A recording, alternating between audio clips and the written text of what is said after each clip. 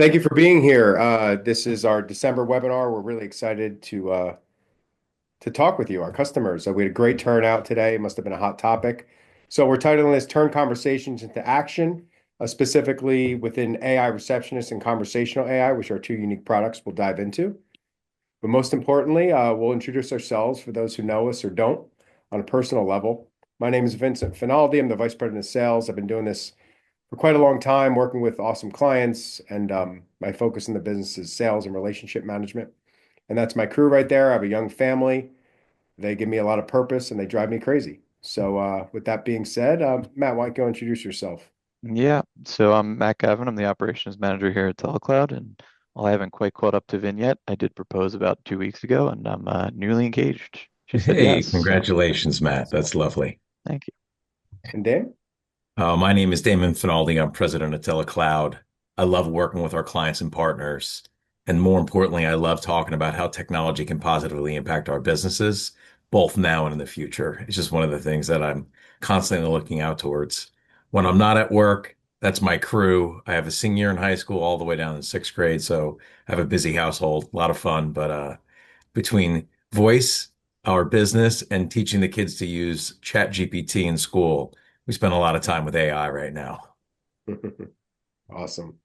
I thought this was appropriate. So a lot of our customers and managers and department leads kind of feel like Jerry Seinfeld at the diner complaining about something. Like, I got to learn AI on top of my life and business. We have a lot of empathy towards that. We get it. Everything we talked about, we believe is transformational, but it's going to be very practical. And we think you'll get some good value out of this. So setting the agenda. So any webinar we do, we try to keep it in the 30-minute range. We can go longer to 45. This is for you. So any questions you have on the web chat, by all means, ask away and we'll get to it as we immediately or as we go throughout the presentation. So the agenda is as follows: the AI landscape from our perspective, but more specifically, AI receptionist, which is known as a voice agent, conversational AI, which we'll get into, and most importantly, all the tips and gotchas for businesses that want to implement this properly. So we're excited to walk you through this, and we'll get right into it. So Dan, why don't you go ahead and give the AI landscape from your perspective as you see it for customers? Sure, sure. So I think for the last couple of years now, we're hearing about AI, mostly on the platform side, but it's really starting to show up everywhere in our businesses, right?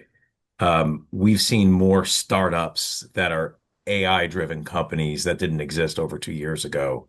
Much like it reminds me of during the 2000s, during the dot-com boom, where companies were just showing up. Some we already know of, and some are actually companies we do business with, whether it's a line of business application software or even our CRMs. But for all of us, it's saying, well, what's the right solution for us? And I think the answer is going to be, it depends, but I don't think we're necessarily going to, in our businesses, have just one. And I think that's one of the things I want to share with everyone here. Absolutely. Next slide, Vince. Sure. Thanks. Let's just start. What is a voice agent? This is pretty straightforward. A voice agent is simply a robot that can communicate in real-time voice or SMS in a conversational-like fashion that understands the context of what people are asking it and can respond in plain language. It also can, at times, do things. So it can respond and then conduct tasks. And we're going to talk about the different types of voice agents we're seeing in the market, both here at TeleCloud as well as from our platforms. We have coming out in Q1 our own version of the AI receptionist. And the word receptionist, I think, is a little bit of a misnomer because that generally denotes the front end of the business. But really, if we think about it, it could be an AI employee that can fit into different areas of the business. So it could be, as if we looked at our work charts, different components of it. But because for years we've helped all our clients, frankly, with one of the most important systems, which is what is your customer experience when someone calls you? So our expertise is really oriented around voice-driven communications that are coming in through the phone system. Up to this point, until today, we've been able to route your calls through a menu tree We've been able to queue your calls. We've been able to send it to a live person or even a group of people.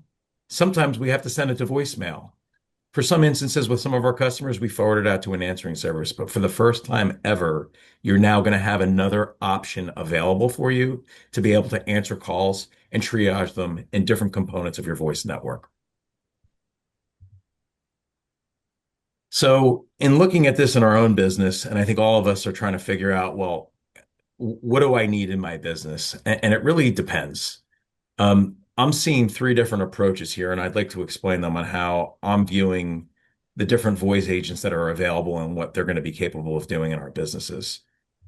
Just so everyone can get a feel for this right now, um, we're looking at, based on industry stats, about 85% of enterprises will start to adopt AI agents in 2026, which is up from about 60. Now, when we say adopt, it doesn't mean that they're necessarily in production, but they're starting to get used within the business to become familiar so people can start getting comfortable with the technology. Um, some of the challenges we're already seeing, and we've heard this from existing clients, is that one, some of these AI projects fail simply because of quality issues and onboarding. But also, one of the biggest challenges that some of them have, over 80% of the enterprises say integrating them with their existing systems is one of the biggest challenges. And we're going to talk through that. My attitude in looking at this, like I would do with any technology in our client base, is a crawl, walk, run approach. So, what does that mean? Matt, what would you say would be an example of a crawl? Yeah, so a crawl is going to be the replacing the after hours answering service or having a intelligent menu tree system replaced with someone who has some context about the business and not have preset options in the menu. So that would be what I would call the crawl, replacing Yeah. those So low so instead of impact, low sending it, risk. yeah, instead of sending it to a mailbox at night and they just leave a message, you could maybe provide some information. Yep. Great. What are you looking at with Walk? Walk, that's where you're going to get more involved in some of the um, business hours context, right? So taking those calls and routing them to the right department, maybe doing some light triage work before it gets to an agent, making sure that those calls are handled a little bit stronger than just a preset menu. And it's able to take actions. Yep. And which leads us to the last one, which is run.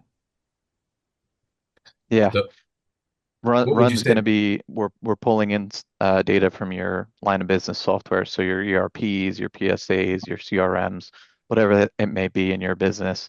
We're able to grab customer data, become highly personalized, look at open tickets, open requests, open orders, quotes, things like that, and have a full frame of reference of who's calling in, what they might be calling in about, answer questions, understand that person's history, and then take action within those systems.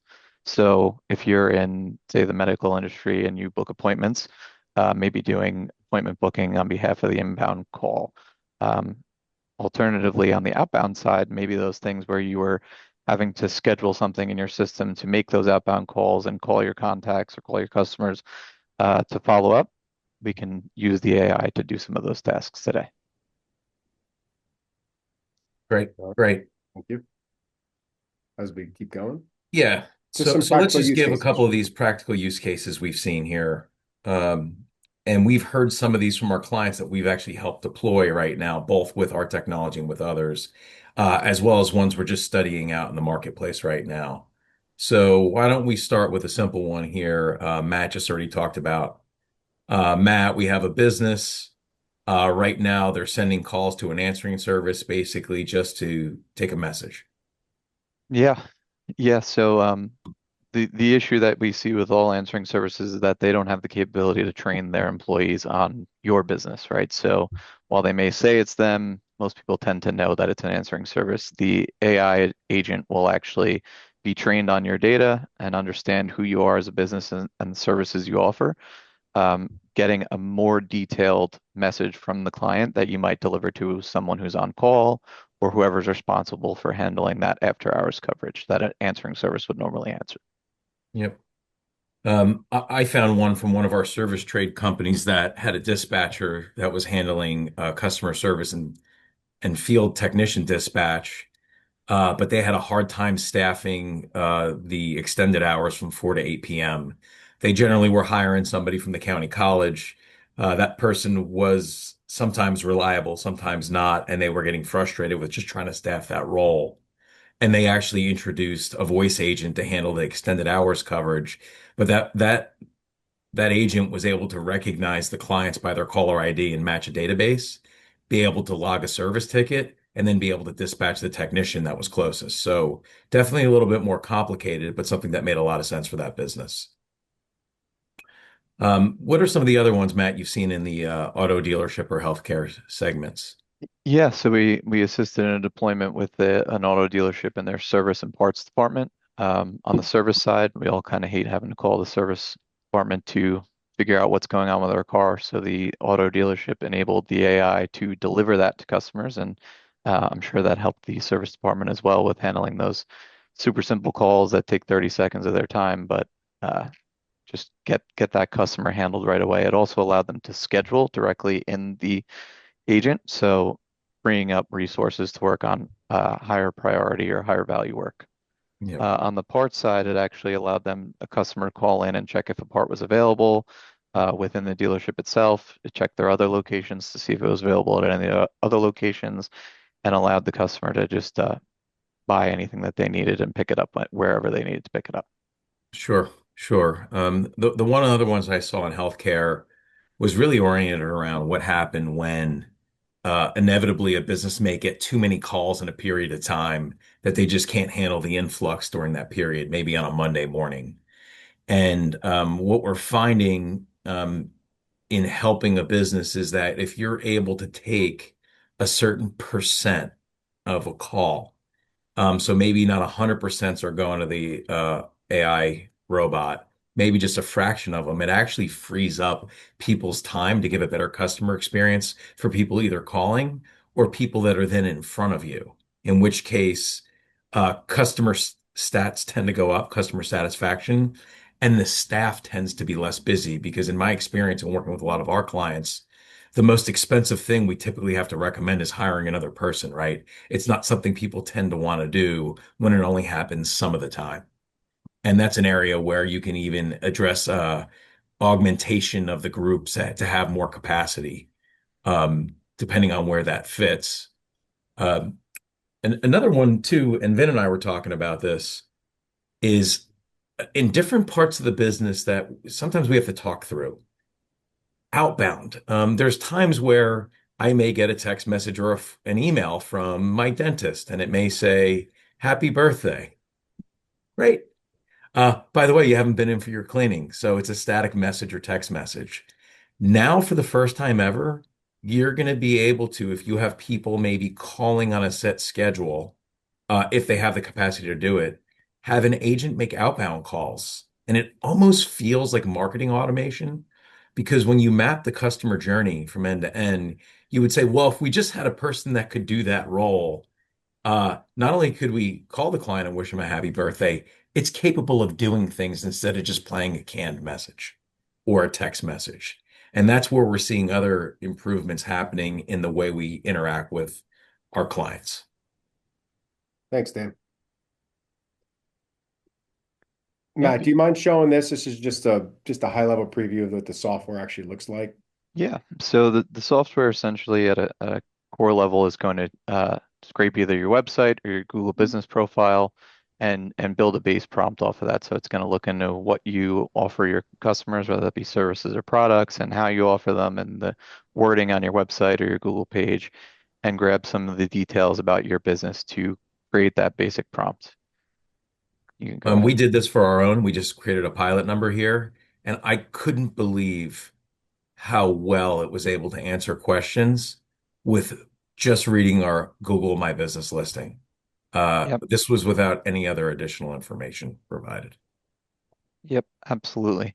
And then when the call is done, it's going to be giving you the full transcription in the portal, showing you what happened in that conversation, a summary of that conversation, as well as you'll see on the right-hand side there a quick email summary of what's going on and a link to that call. So where we were seeing a lot of frustration with customers doing pilots of AI agents, They didn't know what was happening on those calls with the AI agent. We're giving you the ability to see what happens so that when that human handoff happens, you have a way to see what was talked about. You're not repeating yourself to your clients. Yep. And when we ever think about new technology, we love guardrails, right? It makes us feel comfortable in deploying it. So I had a situation where I was on spring break last spring with the family in Florida, and the hotel had put in a voice agent to answer customer service. And unfortunately, it did not go well. I kept asking for the front desk, and it kept routing me to housekeeping. And I had a situation that needed to get tend to. So eventually, I got through to the customer service manager who had called me back. But prior to her calling me, she was able to read the transcription of myself with the robot. So she was able to literally solve the problem, not with asking me what my problem was again. She already knew it, and she called me with a solution. So I felt a lot better about that, even though I didn't have a great experience with it at first. At least they solved the issue. And I think for everyone here, I think the most important thing we're all maybe concerned about with any type of voice agent and automation in general is what happens if my customer has a bad experience. Because though all of us love positive Google reviews and we hate negative ones, we don't want to trade a negative Google review because of maybe having a bad interaction with an employee or a person for a bad Google review with our robot, right? Either way, we want positive interactions with the business. And so by having guardrails here, it really allows us to pilot and test things ahead of time. And then if you go live, to really keep a close eye on what's happening within your business while this is working. Thanks, Dan. Yeah. And as far as pricing goes, it's a natural question anyone will want to know. So when it comes to AI receptionist pricing, it's a range. It really depends on how you're using it. If it's a backup or a primary, depends on your call volume and how complex the workflows are. But ballpark, you could bring this technology in for as low as $100 a month, or it can go on up to 1,500 a month or more. It really depends on how it's being used. And another point that's important is the setup requirements. If it's a basic, what we'll call agentic AI pulling from your website and some basic FAQs, that's straightforward. But if you're getting to more sophisticated communication, more And training. customized integrations, this stuff can be very, very inexpensive, or it could be what I would call a substantial technology investment. Just depends how you're going to use it in your business. Sure. And then let's add to this because once again, having worked with our clients in different industries now, we're starting to hear some of the roadblocks they're running into. And Matt, I'd say probably has the best command of this in the business. But Matt, if we hire a new employee for any job in the business, what do we typically have to do with that employee? Spend weeks training them. Okay, so we have to train them, right? And we either have training documents, videos, and articles, or we got to do it on the fly, right? Yep, absolutely. Shadowing. Well, the more sophisticated workflows require more training documentation so that if you don't have that currently available in your business, or if you are being honest about your own business and saying, we're not great in this, we never took the time to document this stuff, you're going to run into a similar issue with deploying a more complicated agent setup because it's going to require the same amount of training and more importantly, what not to do as a person would. There's no shortcuts there. We're certainly getting better at helping our clients get, I would say, AI ready for these things because that's the new things we're running into to help deploy these technologies. Thanks, Dan. Another challenge we saw, this came from one of our healthcare clinics, but we even saw it in our own business. We run HubSpot as a CRM, and we spent the last year cleaning up client records and data. But one of our clients runs two different types of healthcare businesses under the same practice. One was for urgent care, and the other one was for primary care. And years ago, they decided to put two charts per patient on the same system. Well, the challenge with that now is here they are years later and looking to deploy some of this technology, and the robot doesn't know the difference between the two different charts because it's the same person. So now they have a professional service fee where they have to go in with the electronic records medical software company and go through and do pretty big cleanup of the database before you can even get to any of this. And those projects, depending on your size of the business, could be 50 or $100,000 and with a big data cleanup, depending on the size of the org. So once again, when we looked back to that crawl, walk, run approach. And I said, it depends. It really depends what you're looking to get done. What's the state of your training and documentation, and how clean is your data? And if it's not, you're eventually going to have to address it. Thanks, Dan. Yep. Now to transition over to this second, we'll call it second product or second talking point. What is conversational data with insights? Forgive us if that was very telecom oriented, but what is conversational data? Dan, why don't you go ahead and address that? Absolutely. All right. So what we're talking about in the second part of our presentation is completely different from the voice agent. This is totally separate. We are bringing sexy back to voice, and let me tell you how we're doing that. For anyone on our call here, and it is impossible to help every client that you have and know what all the calls that happened. We've been helping our clients record their conversations for years. And inevitably, we'd say, well, why do you want to record your conversations? There's a number of reasons. We get into training and coaching. We get into maybe they're in a business that's transactional and there's he said, she said, and they have to verify it. And other times they just want to know that it's there in the background just in case. So a little bit of insurance.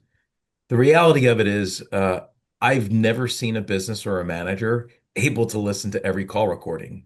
And there's times where I've seen our clients hire third-party training companies that listen to the call recordings. But the reality of it is, and Vin, if you go to the next slide, the only way you're going to have listened to every call in your business is if you run a lemonade stand. That's it. It is impossible to know what you say to every client in different facets of the organization, except for right now with what we're about to show you. For the first time in the history of telecom, we can take recorded calls, we can enrich them, which we talked about on our last webinar. We can add text transcription and keywords, and we can push them into an AI. And for the first time ever, you're going to be able to see, because the robot is analyzing every call, insights into what's happening with your voice network. And this is incredibly powerful. What are some of the things that it can do? Matt, why don't you rattle off one of these things it can do? Yeah.